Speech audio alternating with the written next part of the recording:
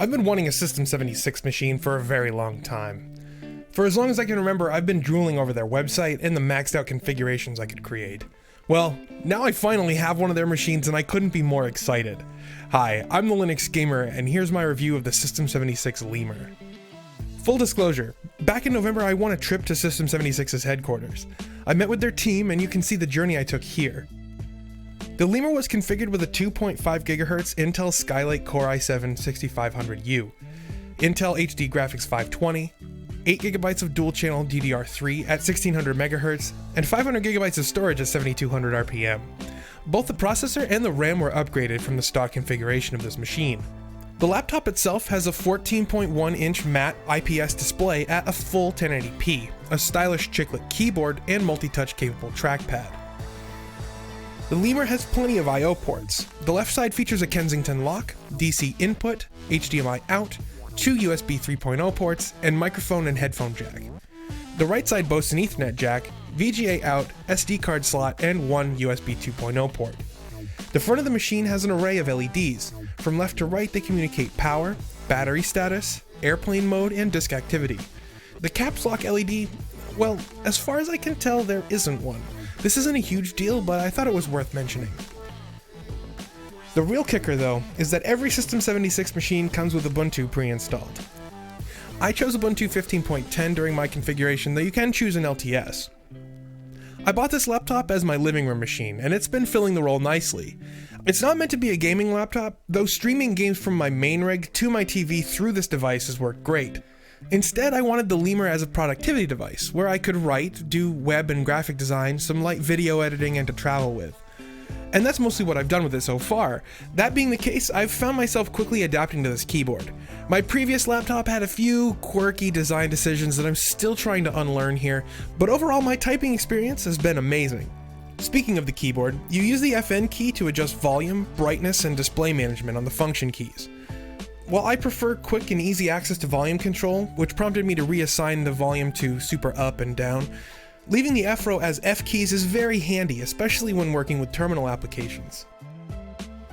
The Lemur is pretty small. The screen is only 14.1 inches, but I find it to be comfortable, lightweight, and portable. The battery life is incredible in this machine, lasting several hours on a single charge. Taking it to my favorite coffee shop seems like a no-brainer. Some of my friends have commented and said that text on a 14-inch 1920 by 1080 screen is unreadable. I haven't found this to be a problem for me. I have pretty good eyesight and I have no problem reading 11-point text from up to 4 feet away from this thing. I love the way the screen looks. Text is sharp and clear, subpixels aren't visible, and it's hard to distinguish individual pixels from each other, even up close. The Lemur rarely got hot and it's totally usable sitting directly on your lap, though there are a few pressure points, especially when there's I/O in use. Coupled with that, the Lemur is quiet. It's silent, it doesn't get hot, so the cooling never seems to make noise. That's awesome. I do have a few minor complaints. I've found myself on more than one occasion catching the power cable on the edge of a desk or a laptop mat. It's a 90-degree DC adapter, and the cable plugs into the power terminal and then makes a sharp right turn. I'll get used to this, and this might be superior to a straight adapter like my previous laptop had. Also, the 90-degree adapter can obscure the HDMI port, but you can just turn it out of the way. Sometimes after a sleep cycle, one or two devices like the trackpad or the audio device will blink out until the computer's put to sleep and woken up again.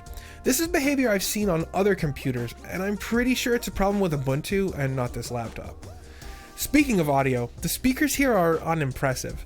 They're underneath the machine, so sound seems to come out the bottom. It was shocking to me at first, but I've gotten used to it. Plus, I usually wear headphones with this machine anyway.